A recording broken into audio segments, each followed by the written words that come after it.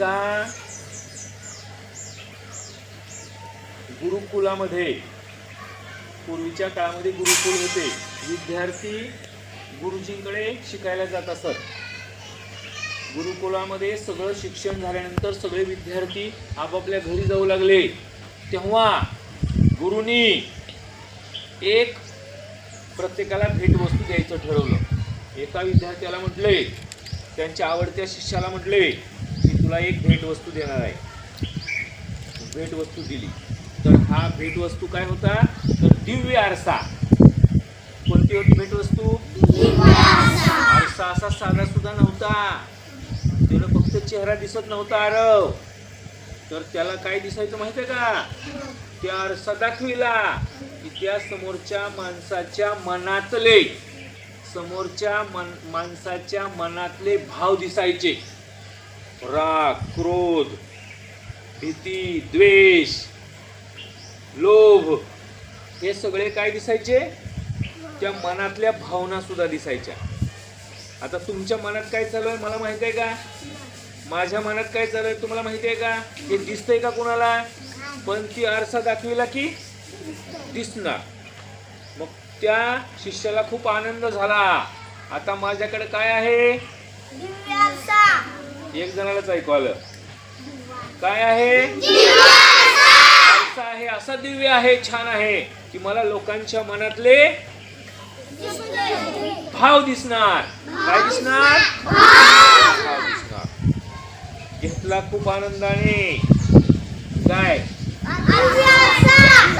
आणि पहिल्यांदा गुरुजींचं दाखविला. असं बघितलं, त्याला दिसलं गुरुजीच्याच मनामधले दिसले राग, द्वेष. नाराज झाला, वाटणी आला घरी. विचार करतोय.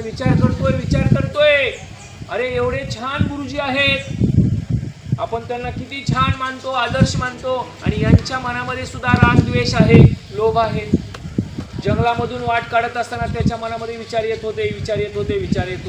घरी आल्यानंतर त्याचे वडील खूप मोठे व्यापारी होते. त्यांनी वडिलांना आरसा दाखविला. पुन्हा बघितलं तर वडिलांच्या मनामध्ये सुद्धा राग, द्वेष भावना दिसू लागल्या. अरे असं कसं काय होईल? आपल्या वडिलांच्या मध्ये सुद्धा राग, द्वेष आहे. पुन्हा तो आईकडे आला. आई तरी देवते समान होती. आई त्याला खूप आवडत होती.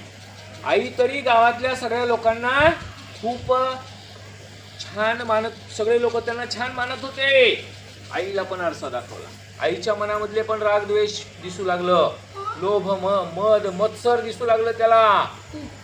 तो खूप नाराज झाला. त्याच्याकडे काय आलं होतं? कुणाचीही भावना दिसणार, म्हणजे जगाची परीक्षाच घ्यायला लागला होता तो. कुणाकडे पण जायचा, आरसा दाखवायचा.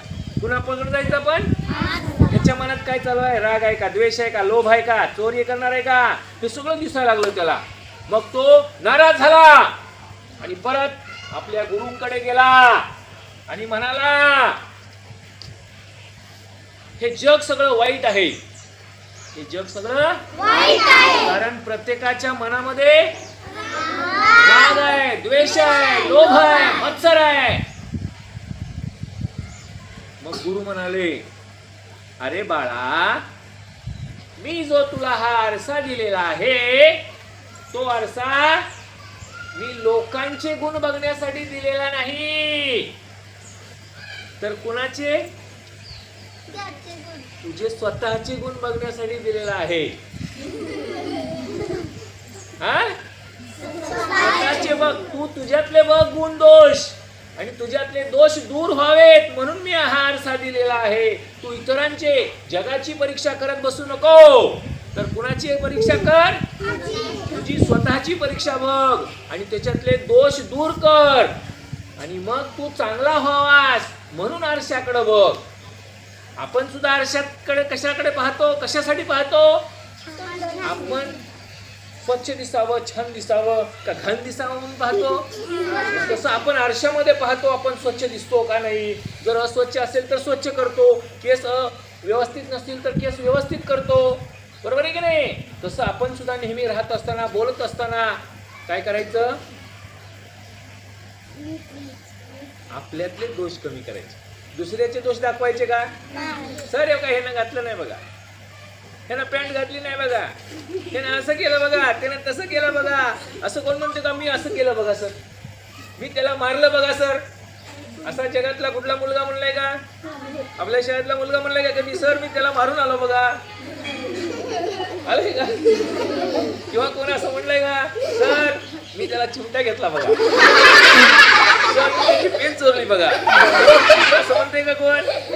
दुसऱ्याची परीक्षा फक्त. सर त्यानं असं केलं, त्यानं पेन चोरली, त्यानं उठला बघा, त्यानं मारला बघा, त्यानं सगळं दुसरेच करते. आपण करतो का काय? तसं करायचं का? मग आपण आपली परीक्षा घ्यायची, आपल्या मनाचा आरसा बघायचा आणि आपण आपलं सुधारायचं. बरोबर आहे का? जगाची परीक्षा घ्यायची का? आजची बोधकथा कळली? आजच्या बोधकथेचं नाव होतं मनाचा आरसा. तो कोणासाठी? पण स्वतःसाठी असला पाहिजे. बरोबर आहे का? हा ठीक आहे.